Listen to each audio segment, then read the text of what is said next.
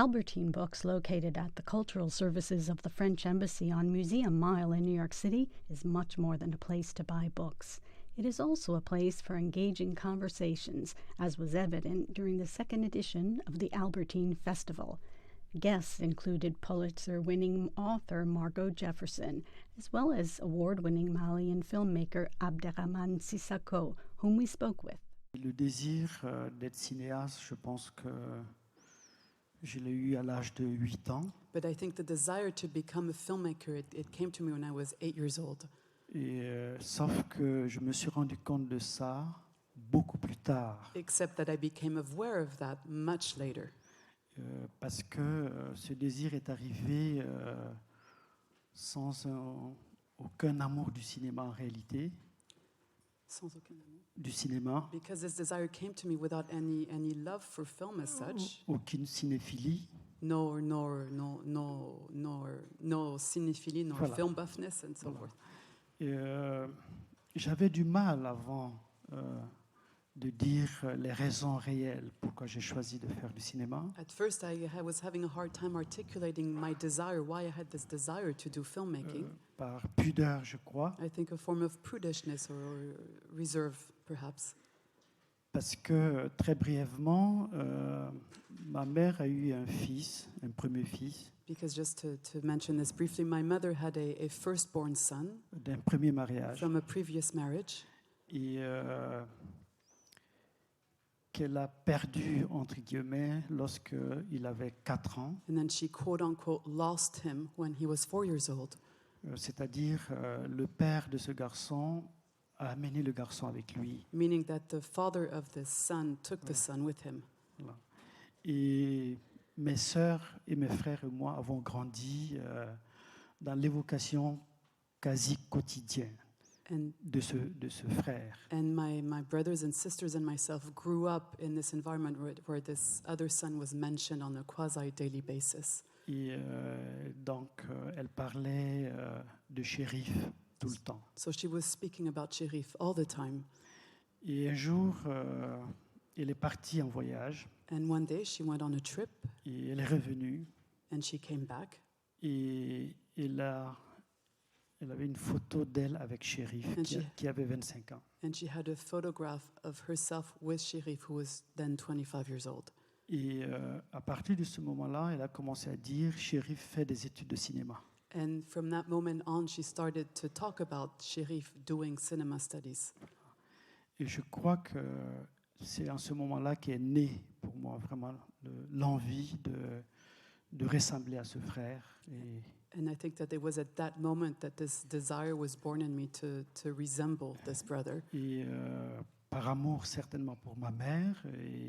And also out of love for my mother, undoubtedly. Et peut-être aussi en tant que petit garçon qu'elle cesse de parler de Chérif. And also perhaps as a little boy, hoping that she would finally stop talking about Chérif. Et donc quand je suis arrivé à 19 ans dans cette école de cinéma, pour répondre à la deuxième question, qui m'a beaucoup influencé. Yeah, so when I arrived in Moscow when I was 19 years old, in this film school which had a tremendous influence on me. Et une des plus grandes difficultés, c'était de prouver, après une année de langue, d'apprentissage du russe, de prouver à la commission que je voulais faire du cinéma. One of the greatest challenges after spending 1 year learning the language was then to demonstrate, to prove to a commission that I really had this desire, that I wanted to do cinema. Et lorsqu'un jeune veut faire du cinéma, on lui demande très souvent qu'est-ce qu'il aime dans le cinéma, quel est son goût cinématographique, qu'est-ce qu'il a vu. When any young person demonstrates this idea, this desire to do cinema, he is often asked, okay, what do you like in cinema? What are your tastes? What are your cinematographic leanings and so forth? Et moi, j'étais incapable de convaincre cette commission parce que j'avais pratiquement pas vu de film. And here I was unable to convince that committee because I had hardly seen any films. Et je comprenais vaguement que derrière un film, il y a un réalisateur, bien sûr, mais cette fonction, pour moi, elle était presque abstraite. Yeah, but I vaguely understood that behind any film you have a film director, of course, but that notion of it was almost abstract to me. Et comme je leur expliquais tout ça avec, bien évidemment, un russe approximatif, And as I was explaining this to them, and of course with a very approximative Russian, donc ils ont quand même, on m'a demandé que j'avais quand même vu des films, donc quels sont mes films préférés. so they ended up asking me, but you undoubtedly saw some films, so what are your favorite films? Et je leur ai dit, mais moi j'ai vu des films, mais vous les avez pas vus. And I answered, I saw films, but you haven't seen those films. Et donc ils m'ont demandé de citer les films, 3 films par exemple. So they then asked me to name these films, 3 of them, for instance. Et c'est comme ça que j'ai cité On l'appelle Trinita, qui est un west. On l'appelle Trinita. Oh, I don't know how They it's call him Trinity. Okay, It's an that's Italian how I spaghetti came up western. with they call him Trinity. Et bon, comme je vous ai dit, ils n'avaient pas vu le film. Donc, And as I mentioned, they ils hadn't seen the film. m'ont demandé, et le deuxième, And so they asked, and what about the second one? et le deuxième, c'était le retour de Trinita. And the second was Trinidad's Return. Et là, j'ai vu que quelque chose se passait, donc ils se sont regardés. And then I could feel something was going on, and we're starting to look at each other. Et j'ai senti qu'il y avait un espoir sur le 3e film. And I could felt that all their hopes were staked on this third film. Et le 3e film, et ça, c'est pas une blague. And the third film was, and this is not a joke, On continue à l'appeler Trinita. they continue to call him Voilà. Trinidad. Cette trilogie du western spaghetti italien, So this is a trilogy from Italian spaghetti westerns. c'est quelque chose qui m'a vraiment marqué. Hein. It's something that really had an influence on me. Voilà. Lorsqu'on parle souvent aussi bien des guerres ou des prises d'otages, très souvent on parle beaucoup plus facilement quand une personne est prise en otage. En l'occurrence, quand c'est un journaliste ou quand ils sont 5. Mais quand c'est un peuple qui est pris en otage, ça devient presque banal. Hein. Voilà, c'est tout ce... Et pour moi, c'est justement ça qui m'intéressait. Mettre l'accent sur des gens simples, anonymes, qui souffrent et qui se battent réellement au quotidien. Mais ces combattants anonymes, hein, parce qu'ils se battent pacifiquement, on parle très peu d'eux en général. Il n'y a jamais de récit de trop, à mon avis, contre la dénonciation de telle ou telle chose. Ce qui compte, c'est la manière dont on raconte les choses. C'est vrai que quand il y a une forme de banalisation de la violence parfois ou de l'occupation qui est racontée par un certain cinéma, qui est caricaturiste, qui personnellement ne m'intéresse pas, et c'est pas ça que j'ai cherché à faire. Je pense qu'on peut évoquer la violence ou la barbarie d'une façon douce et tranquille, mais ça ne veut pas dire que je leur enlève la barbarie. Non, je crois que ce qui est terrible, c'est la tranquillité, c'est être violent de façon tranquille. Moi, ça me fait beaucoup plus peur. Hein, et ça, ce n'est pas seulement la particularité des islamistes ou ailleurs. Les violences sont souvent comme ça. Celui qui rentre dans une église aux États-Unis pour tuer 10 personnes ou 8 personnes, avant d'aller, il était assis dans un Starbucks où il était assis, tranquille. Il ressemble à tout le monde. Donc le violent n'a pas une description précise, hein, ou le barbare, c'est quelqu'un qui nous ressemble. Et donc quand on a envie de raconter un acte inacceptable, inhumain et barbare, il faut savoir d'abord que c'est commis par des êtres humains, voilà, qui nous ressemblent. Et pour mieux parler de ça, il faut accorder une certaine humanité qui reste. Parce que quand on n'accorde aucune humanité à quelqu'un, on perçoit même son humanité. Et c'est là où l'art, le rôle de l'art, c'est ça, hein, qui est différent d'une autre façon de faire des films ou de raconter des choses. Tunisian visual and performing artist Evan Dark breaks down gender binaries and opens space for self-expression. We had the opportunity to meet them one day in a side street of Tunis. Moi, c'est que je cherche une certaine liberté d'être embarqué dans un pays qui me donne un petit respect, je veux pas trop, alors à 10%, tu vois, je veux pas trop, un 10% que je sens que je suis un être humain, allez, putain, je suis pas un extraterrestre, tu vois. Mon rêve, c'est quoi? C'est porter tout en noir comme les gothiques à la France, tu vois, et d'être un gothique et chanter de la musique gothique, tu vois, Et je te montre aussi mes bandes dessinées si tu veux. Volontiers. Oui. Ça, c'est tes bandes dessinées. Oui. Gothique. Oui. Pas trop gothique, mais un peu. Voilà. C'est qui ça? C'est toi? Oui, c'est un peu moins parce que ça, c'est mon visage et la tristesse toujours. Et aussi la sensibilité et la beauté autour. Et ça, c'est être mi-homme, mi-femme, tu vois.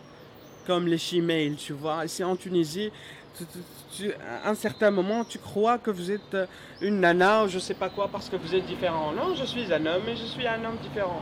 Tu vois, y a-t-il pas de grandes choses? Alors, c'est... Mais ici en Tunisie, on complique les choses toujours, tu vois. On complique toujours les choses. Je suis pas mal de fois agressé et je me sens solitaire, etc. Et j'ai pas envie de pleurer car j'en ai assez. Je suis arabe, mais je suis différent quand même. Je cherche une certaine liberté, je suis un être humain.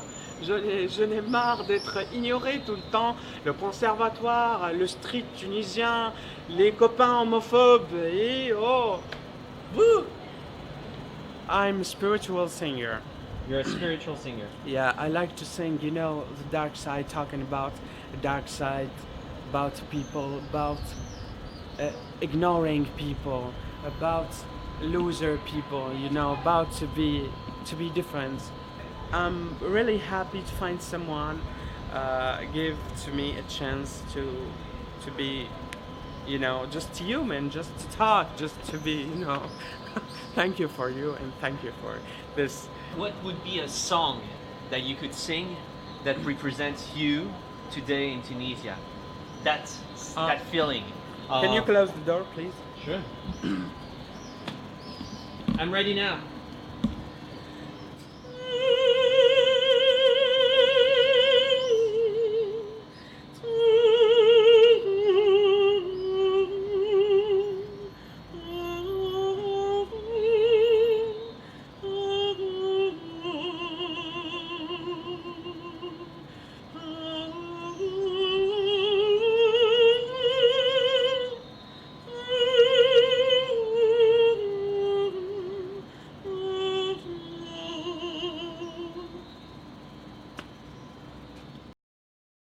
The feature film Mustang, directed by Denise Gams Ergovan, tells the story of Lael and her 4 older sisters as they come of age in rural Turkey. The girls are trained for marriage and kept in a house, which becomes a prison. But the more they are oppressed, the more they try to escape. When I looked at the script and its skeleton, how it was structured, it really, the closest film it looked like was The Escape from Alcatraz. And yes, Frank Morris is exactly like the same. He is exactly in parallel with our 5-headed main character in Mustang. And there was something about the house was literally a way we articulated the conflict between the girls and their family, but after a while it was becoming literally a character in the film. And I guess in terms of drama, we worked on the house as if it was literally an antagonist. It was a character, it was an antagonist, and it allowed us to maybe say things in a distantiated and more poetic way. Like, for example, if you want to question what's happening to freedom in Turkey, if you literally show it by putting one brick on the other and having higher walls, it's a way of saying a few things.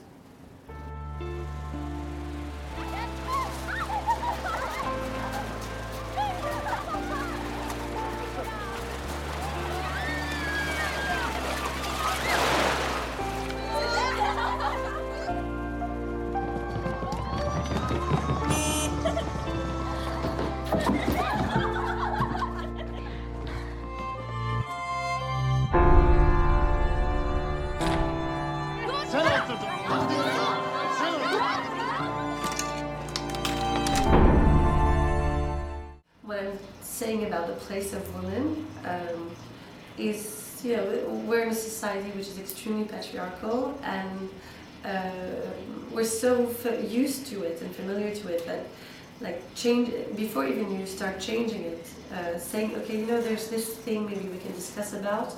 is already one step, one big step.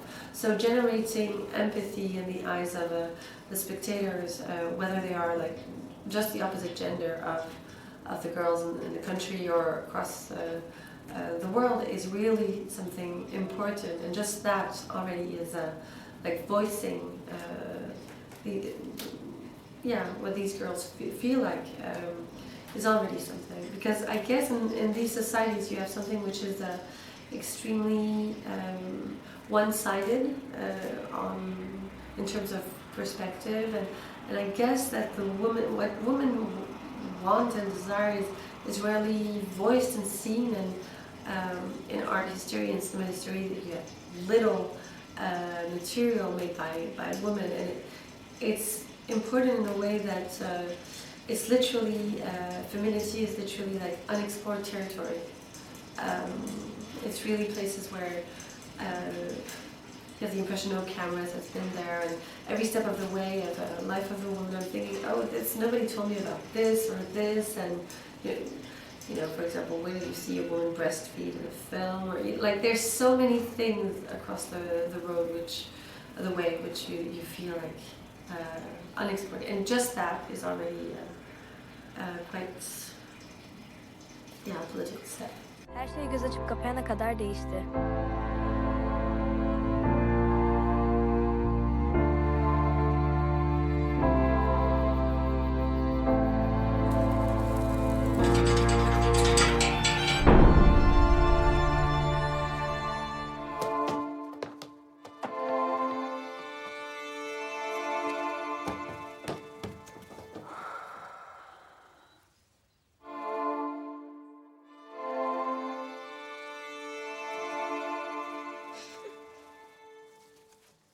Eğer beni ondan başka biriyle evlendirmeye kalkarsan çığlığı basarım. Ne diyorsun sen?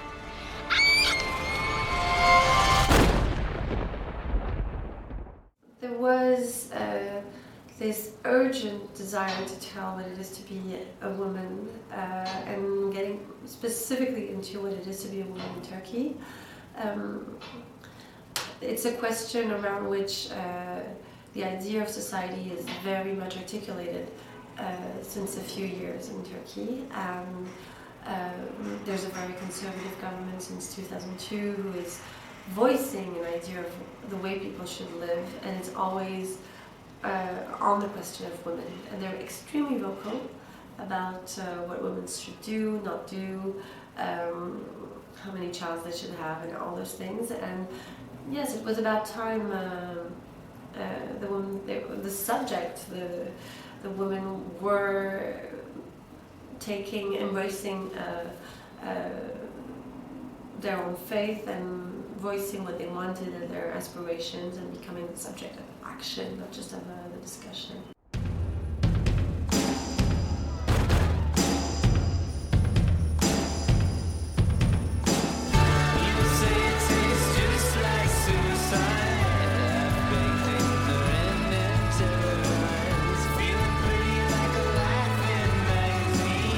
Buradan gitmek istemez misin?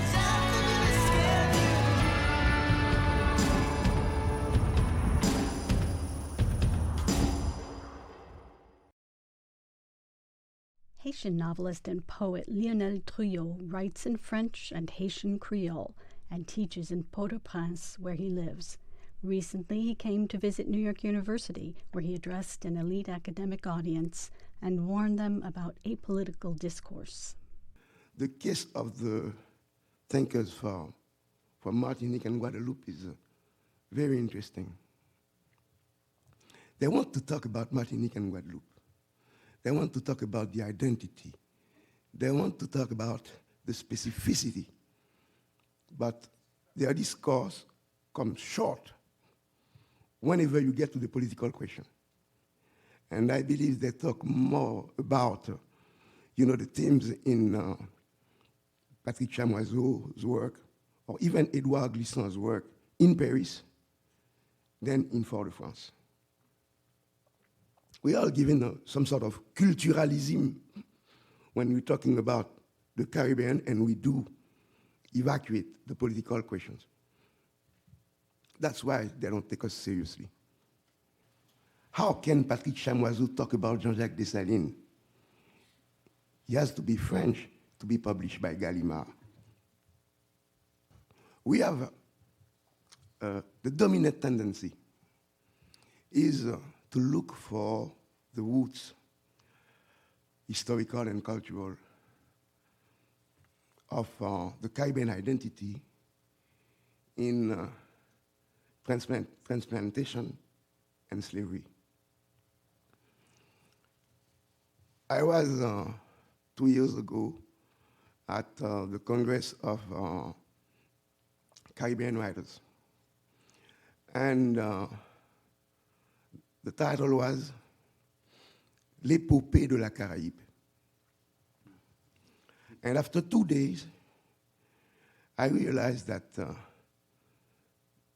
everybody was talking about the slave, not the maroon.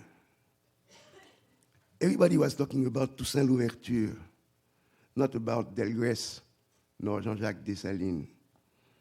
Everybody was looking in the trauma of the transplantation and the slaveholders system in our society to look for our origins.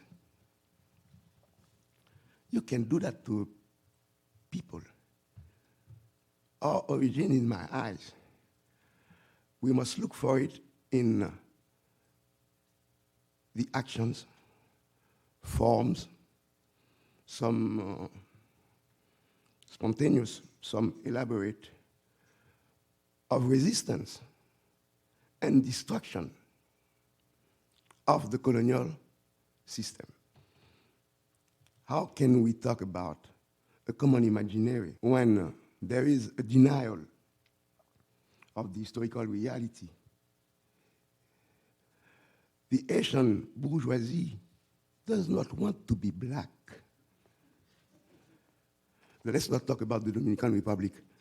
I believe it's a very strange case where you seem to have an entire community not wanting to be black.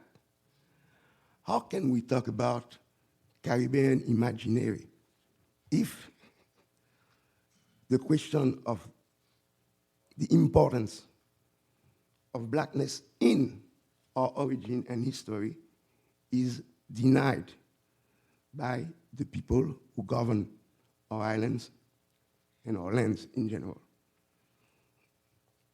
And this is very much a problem. And I know Asian writers who will say, well, I'm not black, I'm métis. I'm talking about Asian writers. I'm talking about the country of Jean-Jacques Dessalines. I'm talking about, like Césaire said, le pays où la négritude s'est mise debout pour la première fois. But even in Haiti, you find that. I'm ready now.